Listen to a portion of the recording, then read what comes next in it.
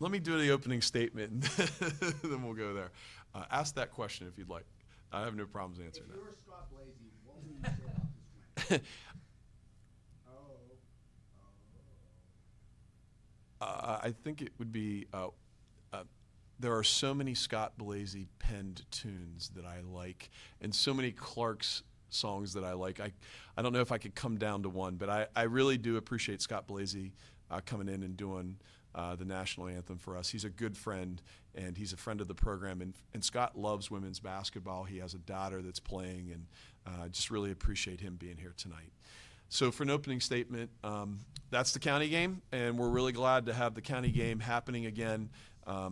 When they had a change in their coaching staff, and I had their athletic director, Chris King, contact me, and we definitely wanted to start something back up on both ends. And I know that even though this was a tough loss for them today, I'm sure that Chris and Coach McCabe are excited, just like I am, to restart this series and this rivalry. I feel like Coach McCabe has done a really good job in her first year there with acquiring talent and getting her players to play very hard. We expected today to be exactly what it was. They were not going to give up. They were going to play us really hard and play with great effort, and they did that, especially in the first two quarters, but throughout the game. For us, we were able to assert ourselves in spurts. What is it, Clark Kellogg says we have spurt ability. And so we had several times where we had spurts of, I would imagine, 8-0, 10-0, and a lot of deflections and turnovers and 10-second counts within that. So that really wears on an opponent when you have that happen. And we have Meg McConnell, and she had a triple-double, and she's the best player in mid-major basketball.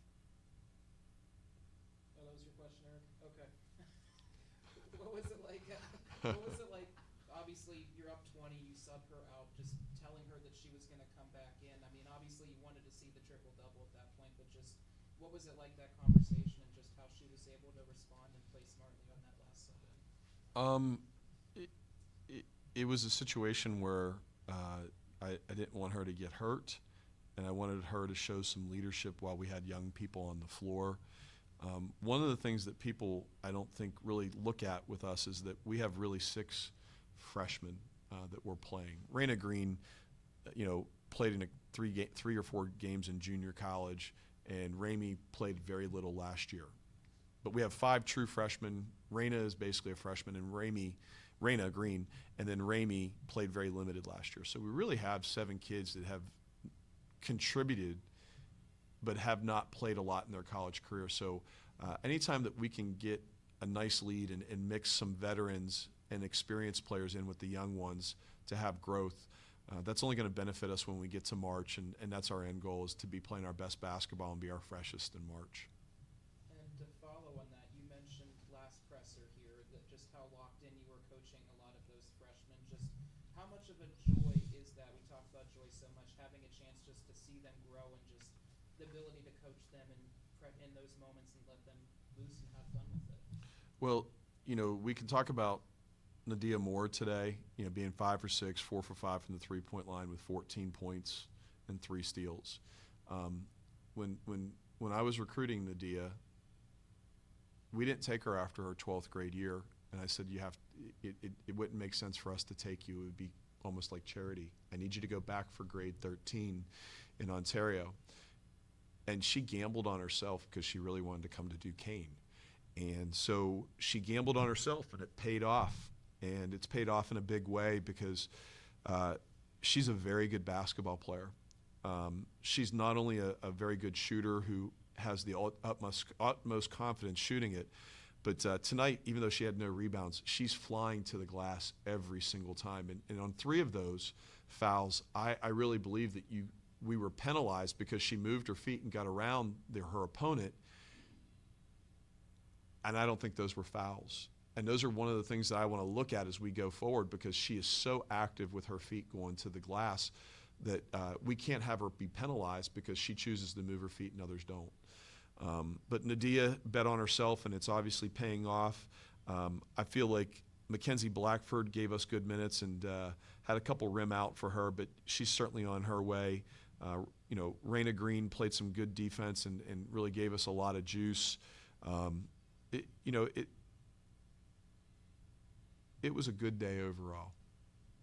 When shots weren't falling in that first quarter, you hang your hat on that defense, and you were still turning them over. You were still trying to create. Just how much do you like that bounce back ability just from the team this season? How it can be responders. Well, we know that people are going to make runs against us in the way that we're playing. When you play the style that we're playing, you're going to give up an easy bucket or two here and there. You just can't give up 4 or 5 straight buckets. And the other part of that is, early in the game we had no movement in the lane. We had no one cutting and diving through the lane or posting in the lane. And we were basically playing shell drill with 5 guys on the perimeter all standing around. And we needed to correct that sooner, and that's on me. But once we were able to correct that, we were able to assert ourselves and really take that lead and take command of the game. Meg spoke about halftime, and she said that before you guys go in the locker room, the players get to talk about how the first half went, what they want to do differently. Is that something you've always done here? Is that something that just happened tonight? Is that a plan always? Yeah, that's the way it's always been. I would find it to be weird or different if they weren't in there communicating. Like if you have a locker room that's in there laughing and you're losing at halftime, that's a problem. But we have a group of young people who don't know a lot because they're going through their first time playing, 6 or 7 guys.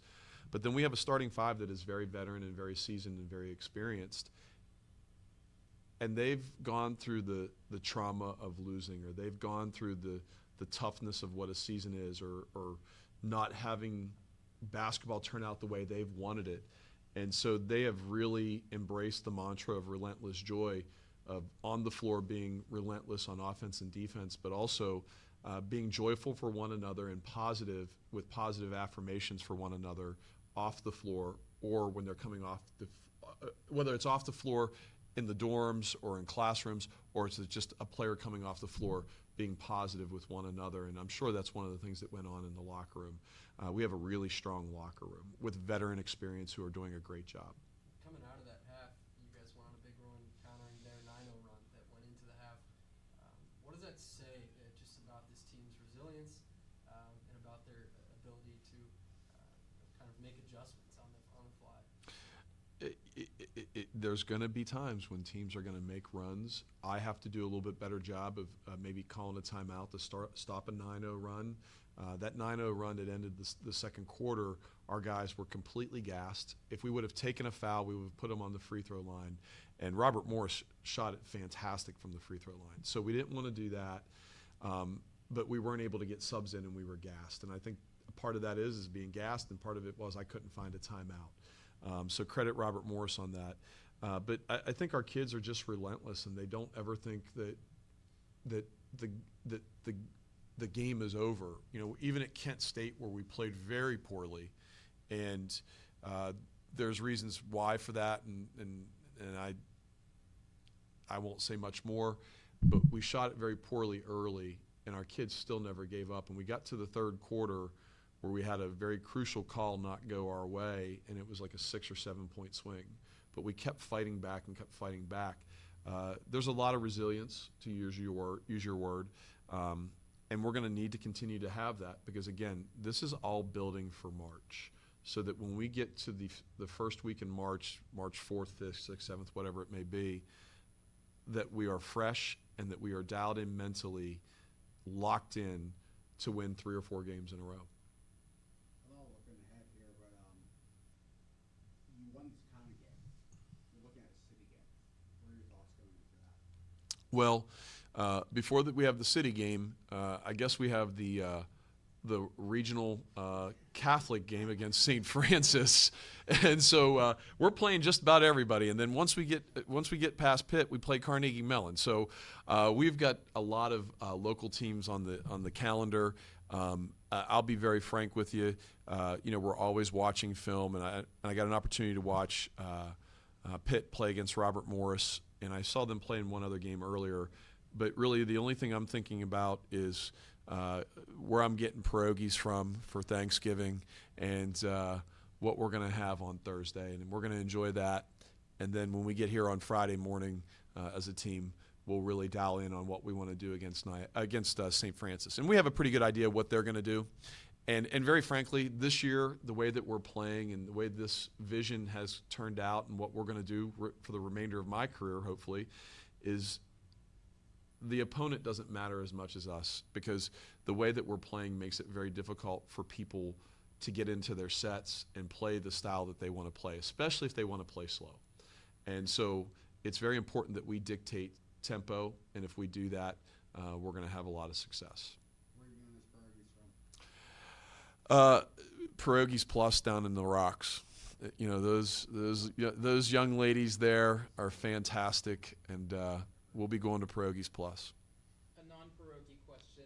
Uh-huh. At the end, when Meg gets subbed out, you see the ovation. You have Kelly obviously sub her in. Just how special is that moment, just to see that appreciation and respect, not just for what she accomplished tonight, but what she's accomplished in almost 5 seasons now?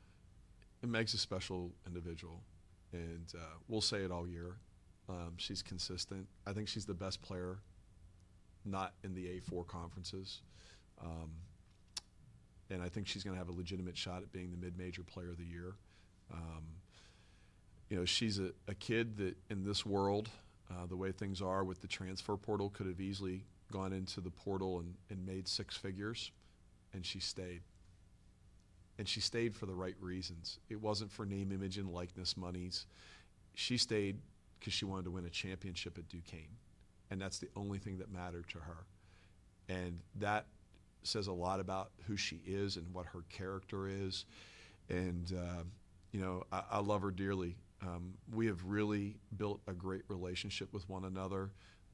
I've always trusted her, and she's had great trust in me. And I don't know if I've enjoyed coaching a player as much as I've enjoyed coaching Meg.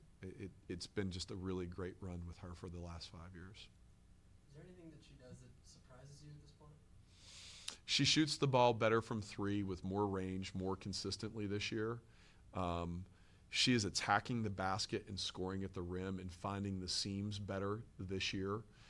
She's obviously changed her body and gotten physically much stronger.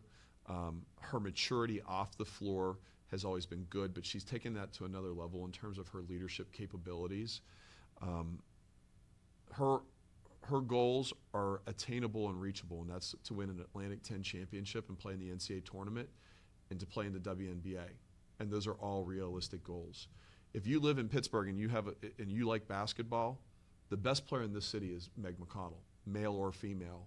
And frankly, if you love basketball, you're going to come and watch a kid like that play. There's a certain joy in watching someone like her play.